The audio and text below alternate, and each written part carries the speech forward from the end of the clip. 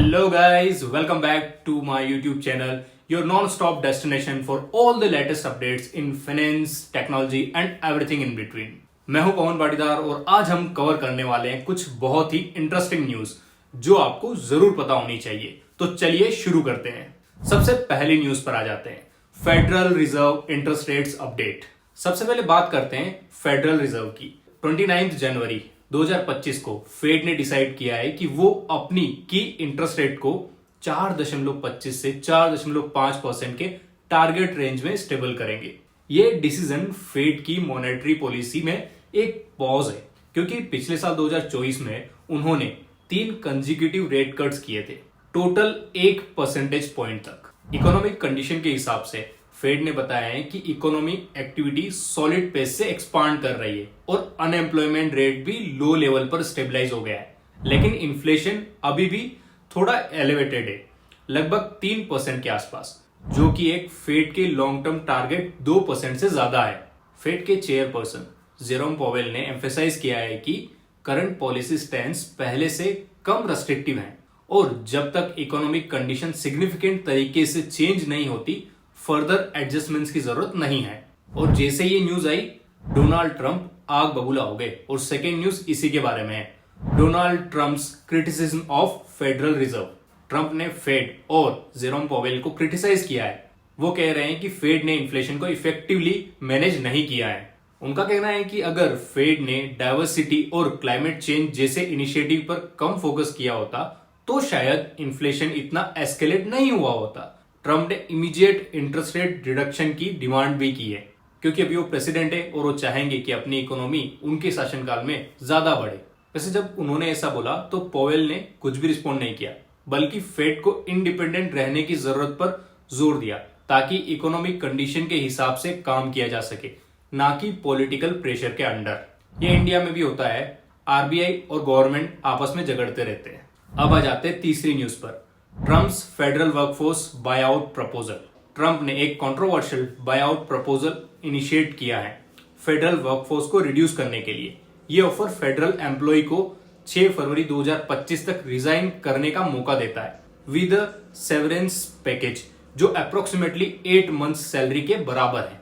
Basically federal वाले work from home कर रहे थे, तो इन्होंने बोला है कि अब आप ऑफिस आओ, अगर आप ऑफिस नहीं आते हैं तो रिजाइन दे दो। अब इस प्रपोजल के तहत full time federal employees except military, USPS और immigration enforcement related jobs eligible है।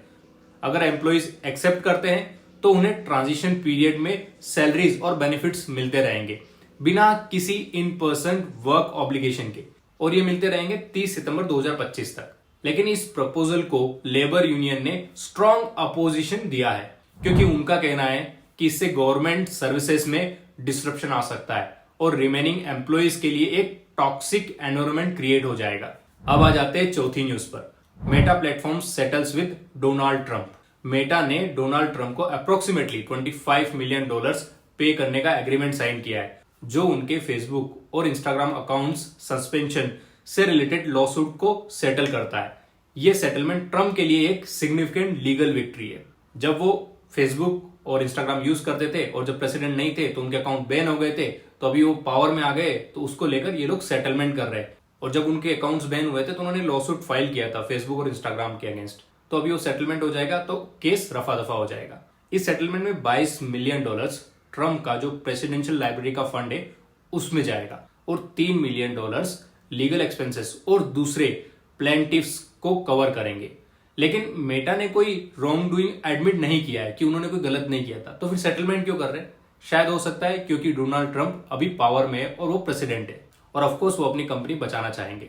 ये सेटलमेंट एक ब्रॉडर ट्रेंड का हिस्सा है, जहां टेक कंपनीज ट्रंप के साथ अपने डिस्प्यूट्स को रिजोल्व करने की कोशिश कर रही है, स्पेशली जब वो नवंबर 2024 में इलेक्शन जीतकर पॉलिटिकल लैंडस्केप में वापस आ रहे हैं। अब आ जाते हैं 5वीं न्यूज पर, soft banks investment in open AI. अब आ जाते हैं सॉफ्ट बैंक की न्यूज पर, जो ओपन एआई में $25 बिलियन तक इन्वेस्ट करने की डिस्कशन में लगा हुआ है। अगर ये डील फाइनलाइज होती है तो सॉफ्ट बैंक ओपन एआई का लार्जेस्ट सिंगल इन्वेस्टर बन जाएगा, सरपासिंग इवन माइक्रोसॉफ्ट। अभी माइक्रोसॉफ्ट के पास सबसे ज्यादा शेयर है ओपन एआई के। ये जो इन्वेस्टमेंट है ये सॉफ्ट बैंक की ब्रोडर स्ट्रेटजी का पार्ट है, जिसमें वो नेक्स्ट 4 ईयर्स में एआई इंफ्रास्ट्रक्चर में $100 बिलियन इन्वेस्ट करने का प्लान बना रहे हैं। इससे ओपन एआई की कैपेबिलिटीज और ग्रोथ को बूस्ट मिलेगा, स्पेशली उनके इस target AI data centre project के थ्रू। अगर आप इसको मार्केट कॉन्टेक्स्ट में देखेंगे तो एआई स्पेस में कंपटीशन इंटेंसिफाई हो रहा है, स्पेशली चाइना के स्टार्टअप्स की एंट्री के बाद। अगर ये इन्वेस्टमेंट फाइनलाइज हो जाती है तो ओपन एआई की ग्रोथ और कैपेबिलिटीज में सिग्निफिकेंट एनहांसमेंट देखने को मिल सकता है। अब आ जाते हैं छठी न्यूज पर, Microsoft DeepSeek R1 AI model launch. Microsoft पहले तो बोल रहा था कि इन्होंने ओपन एआई से डेटा चोरी किया है और अपना मॉडल ट्रेन किया है, बट अभी ये क्या हो रहा है? माइक्रोसॉफ्ट ने अपना नया DeepSeek R1 AI model Azure AI foundry और गिटहब पर ऑफिशियली लॉन्च कर दिया है। ये model deep learning, natural language processing और कंप्यूटर विजन में एडवांस्ड कैपेबिलिटीज प्रोवाइड करता है। तो DeepSeek R1 अब Azure AI फाउंड्री पर भी अवेलेबल है, जो डेवलपर्स को एक ट्रस्टेड और स्केलेबल प्लेटफॉर्म प्रोवाइड करता है ताकि वो एडवांस्ड एआई सॉल्यूशंस अपने एप्लीकेशंस में इंटीग्रेट कर सके। ये मॉडल लोकल डिप्लॉयमेंट को भी सपोर्ट करता है, कोपायलट प्लस पीसीज पर भी, ताकि यूजर्स डायरेक्टली अपने मशीन्स पर डिस्टिल्ड वर्जन रन कर सके, मतलब जो रिफाइंड वर्जन है। इसमें वैसे कम पैरामीटर लगते हैं, बट ये बहुत ज्यादा रिफाइंड है, मतलब बहुत एक्यूरेट भी है क्योंकि इसकी ट्रेनिंग उस हिसाब से हुई है। माइक्रोसॉफ्ट ने एम्फेसाइज किया है कि DeepSeek R1 है वो कॉस्ट इफेक्टिव सॉल्यूशन है, जिससे ज्यादा यूजर्स बिना सिग्निफिकेंट इंफ्रास्ट्रक्चर इन्वेस्टमेंट्स के state of the art AI capabilities leverage कर सकते हैं। क्या इसका मतलब ये है कि चाइना को सपोर्ट कर रहे हैं? वैसे इसकी सेफ्टी में भी कुछ कंसर्न बताए जा रहे थे। तो क्या हो रहा है, अभी ये लोग खुद ही अपना रहे हैं। हाँ, बट ये कॉस्ट इफेक्टिव है और रिसोर्सेज भी कम लग रहे हैं, तो सस्ता है तो ये भी यूज कर रहे हैं। अब आ जाते हैं 7वीं न्यूज पर, DeepSeek AI model and Huawei's chip. तो चलिए अब बात कर लेते हैं कि DeepSeek AI मॉडल की, जो चाइना से आए हैं और हुआई के Ascend 910C चिप से पावर्ड है, और ट्रेनिंग के लिए इन्होंने एनवीडिया का H800 प्रोसेसर्स यूज किया है। ये जो हुआई की Ascend 910C चिप है ना, वो एनवीडिया के H100 के कंपैरिजन में अराउंड 60% परफॉर्मेंस प्रोवाइड करता है ड्यूरिंग इन्फेरेंस टास्क। हुआई फ्यूचर में 920C चिप इंट्रोड्यूस करने का प्लान बना रहा है, जो डायरेक्टली compete करेगा एनवीडिया के ब्लैकवेल B200 चिपसेट से। मतलब अब इनको एनवीडिया की चिप नहीं यूज करनी पड़ेगी, तो चाइना ने अपना खुद का ही चिप निकाल ही लिया यार कहीं न कहीं से हुआई के थ्रू। ये कोलैबोरेशन शो करता है कि चाइना की push towards technology self sufficient in AI है, reducing reliance on US technology. तो अब है ना, वेस्टर्न कंपनी को भी इनसे डर लगने लगा है, क्योंकि इनके पास खुद की चिप और खुद का एआई भी आ गया है। करो बैन और इनको। अब आ जाते हैं 8वीं न्यूज पर, Elon Musk criticism of DeepSeek। अब बात करते हैं एलोन मस्क की, जो चाइनीज एआई स्टार्टअप DeepSeek को लेकर सिग्निफिकेंट स्केप्टिसिज्म एक्सप्रेस कर रहे हैं। मस्क ने DeepSeek से हार्डवेयर यूजेज को लेकर ट्रांसपेरेंसी क्वेश्चन किया है। उन्होंने बोला है आपने कौन सा हार्डवेयर यूज किया वो मुझे बताओ। वैसे तो उन्होंने बता दिया, बट ये फिर भी अभी यकीन नहीं कर रहे हैं। पता नहीं वो अपने ग्रोक को तो इस लेवल पर ट्रेन नहीं कर पाए थे, नहीं ले जा पाए थे, तो उनकी तो कंसर्न रहेगी। अब दिमागदार व्यक्ति भी नहीं ले जा पाया और ये लोग ले गए, तो कहीं ना कहीं एलोन मस्क को मिर्ची तो लगी है, ट्विटर पे स्पेशली और चैट में, स्पेशली जब DeepSeek ने अपने एआई मॉडल को ट्रेन करने के लिए सिर्फ 10,000 एनवीडिया A100 GPUs का यूज किया है।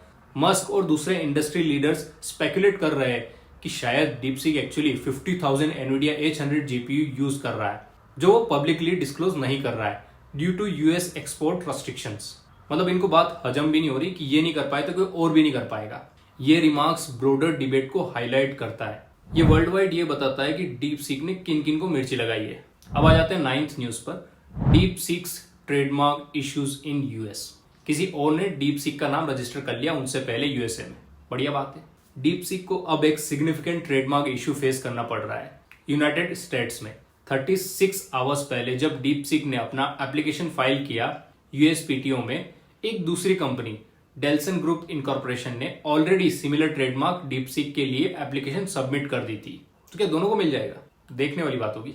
वैसे डेल्सन ग्रुप की माने तो वो क्लेम करता है कि उन्होंने 2020 से DeepSeek branded AI products sell कर रहे हैं। इससे यूएस ट्रेडमार्क लॉ के हिसाब से डेल्सन ग्रुप का केस स्ट्रांग हो सकता है अगेंस्ट DeepSeek एआई।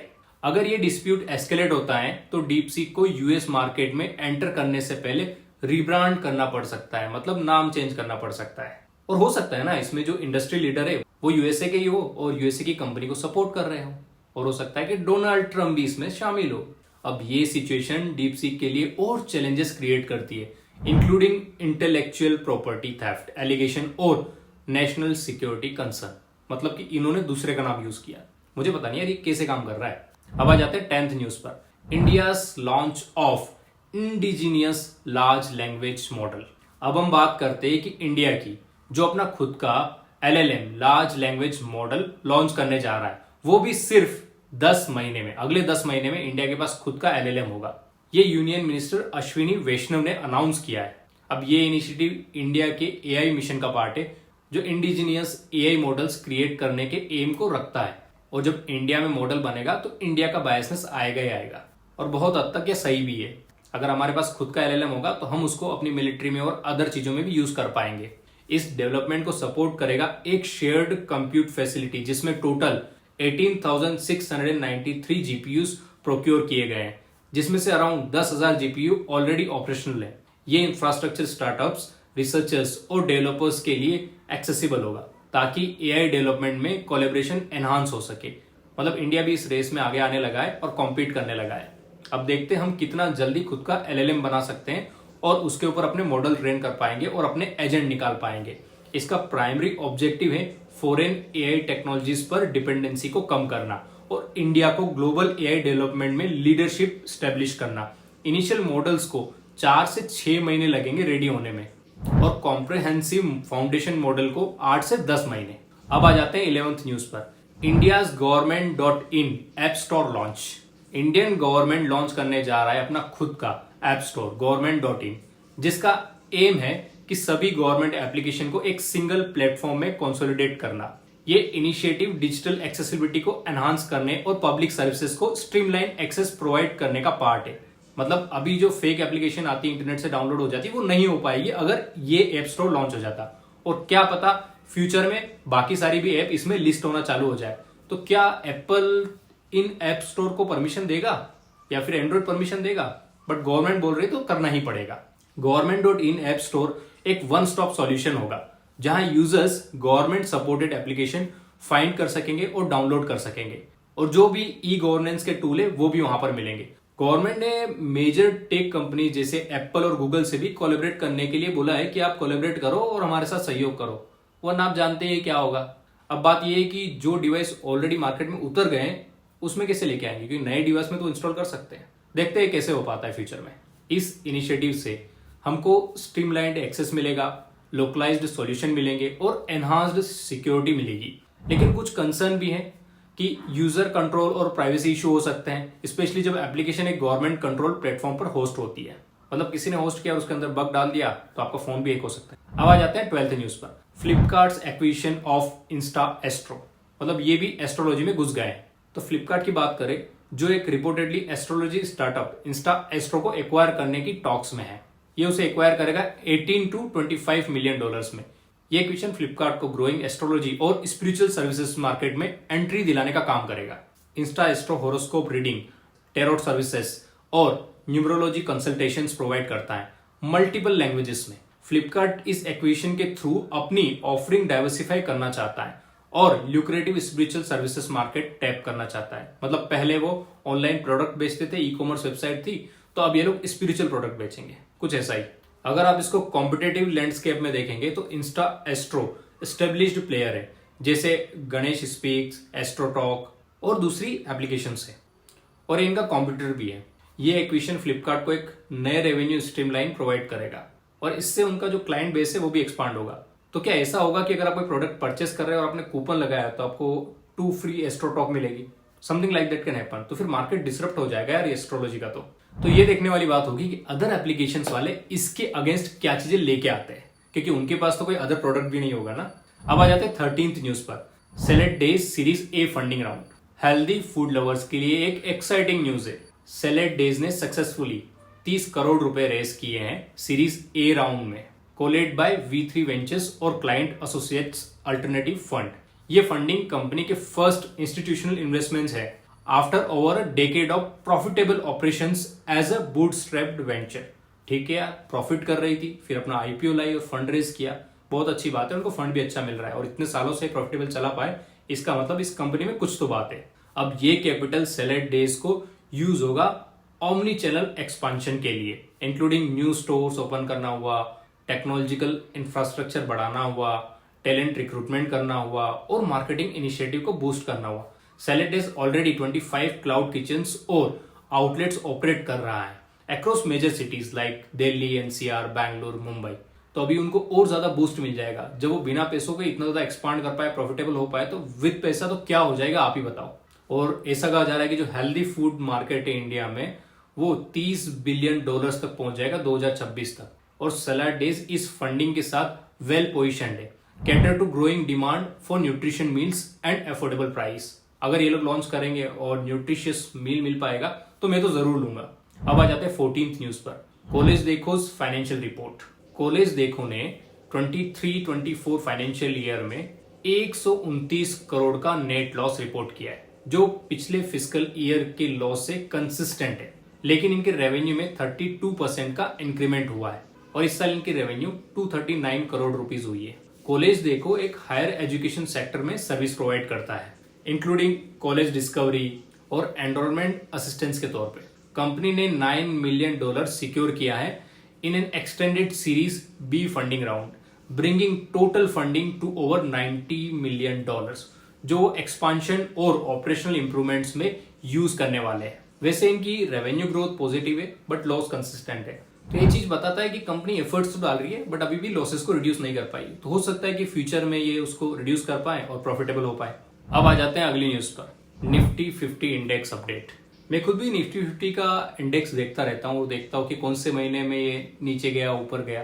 तो मैं जब देख रहा था ना तो मुझे पता चला कि 23 ईयर्स का रिकॉर्ड है कि कभी भी निफ्टी ने 3 महीने से ज्यादा लोअर में क्लोजिंग नहीं दी है, मतलब डीग्रोथ नहीं दिया है, मतलब नेगेटिव रिटर्न नहीं दिया है। बट ये अभी टूट चुका है यार। और ये लास्ट जब रिपोर्ट हुआ था 2002 में ऐसा हुआ था, उसके बाद अभी तक ऐसा नहीं हुआ। बट यार आज तो टूट गया ना यार। मतलब मैं बहुत ज्यादा बिलीव करता हूँ कि मैं बैक टेस्टिंग करूँ, बट आज तो मेरी बैक टेस्टिंग भी फेल हो गई ऐसा लग रहा है। 31 जनवरी 2025 तक निफ्टी 50 अप्रोक्सीमेटली 23,304 पर ट्रेड कर रहा है, लेकिन ये सितंबर 2024 के रिकॉर्ड हाई से अराउंड 11% डाउन है। मार्केट ट्रेंड बीरिश हुआ पड़ा है क्योंकि weak performance earnings, significant FIIs outflow और अपकमिंग यूनियन बजट के कंसर्न में। एनालिसिस्ट सजेस्ट करते हैं कि मार्केट में कंसिडरेबल पेसिमिज्म है और ये पेसिमिज्म गवर्नमेंट फिस्कल पॉलिसीज और इकोनॉमिक कंडीशन को लेकर है। इन्वेस्टर्स और एनालिसिस्ट क्लोजली मॉनिटर कर रहे हैं developments leading up to the union budget for potential recovery signs. अगर बजट में कुछ अच्छा अनाउंसमेंट आ जाता है तो हो सकता है कि मार्केट फिर से ऊपर बढ़ पाए। क्या आपको नहीं लगता है कि एफआईआईज ने कहीं न कहीं गवर्नमेंट को पुश किया है अच्छा बजट लाने के लिए by withdrawing their money or taking out the money and putting it into the other country? अब आ जाते हैं 16th न्यूज पर, RBI's intervention to stabilize rupee। अब बात कर लेते हैं रिजर्व बैंक ऑफ इंडिया की, जिन्होंने अप्रोक्सीमेटली $77 बिलियन अपने फॉरेन एक्सचेंज रिजर्व से स्पेंड किया है इंडियन रुपीज को स्टेबलाइज करने के लिए। अक्टूबर 2024 से लेकर अभी तक रुपीज ने यूएस डॉलर के अगेंस्ट 2.97% का डिक्लाइन देखा है, फॉलिंग फ्रॉम 83.82 टू 86.36। और आरबीआई की इंटरवेंशंस की वजह से ही इंडिया के जो फॉरेक्स रिजर्व है उसमें डिक्लाइन आया है। पहले वो $701 बिलियन हुआ करता था, जो अभी $623 बिलियन है। ये फिगर लिया गया है 17 जनवरी 2025 तक। वैसे मार्केट में जो वॉलेटिलिटी आती है सेल और बाय से, उसको मैनेज करने के लिए आरबीआई ने डॉलर सेल करने चालू किए थे बैंक्स को, देन बैंक्स ने वो फिर यूज करना चालू कर दिए, जिससे डोमेस्टिक लिक्विडिटी पर इंपैक्ट बढ़ गया और रुपीस कम हो गया मार्केट में। एक्सटर्नल फैक्टर्स जैसे increase trade deficit, rising global crude prices और फेडरल रिजर्व के रेट कट इंडिकेशंस भी रुपीस के डिप्रिसिएशन को इन्फ्लुएंस कर रहा है। तो क्या रुपीस आगे जाके और ज्यादा बढ़ेगा या कम होगा? मुझे कमेंट सेक्शन में जरूर बताइए। अब आ जाते हैं मेजर न्यूज पर, 17 news. Black rocks bitcoin holding. Black rock बहुत बड़ी इन्वेस्टमेंट फर्म है, अब वो भी बिटकॉइन होल्ड कर रहा है। ब्लैक रॉक की बिटकॉइन होल्डिंग $60.6 बिलियन तक पहुंच चुकी है एज ऑफ 31 जनवरी। उनकी कंपनी का अभी टोटल बिटकॉइन स्टेज 5,72,660 BTC पहुंच चुका है, जो टोटल सप्लाई का 2.7% है। बढ़िया यार, ये लोग इतना ज्यादा बिटकॉइन होल्ड कर रहे हैं और हम देख लो मैं खुद ही अभी इन्वेस्ट करना बंद कर दिया हूँ। क्या होगा अगर बिटकॉइन टूट गया? क्या इनके पैसे डूब जाएंगे? देखने वाली बात होगी यार।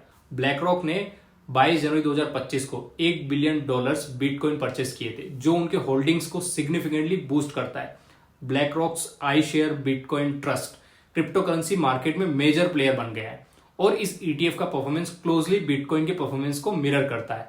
मतलब इनका खुद का बिटकॉइन बना दिया इन्होंने बिटकॉइन परचेस करके। ETF जैसे इंडेक्स का है ना निफ्टी 20, वैसे ही ब्लैक रॉक के CEO लैरी फिंक ने बिटकॉइन के पोटेंशियल वैल्यू के बारे में ऑप्टिमिज्म एक्सप्रेस किया है। सजेशन है कि बिटकॉइन लेटर इन 2025 तक $7 लाख पर रीच हो जाएगा, क्योंकि इसमें बहुत सारे मेजर प्लेयर इंटरेस्ट ले रहे हैं और डोनाल्ड ट्रंप भी आ चुके हैं इंटरेस्ट लेने के लिए।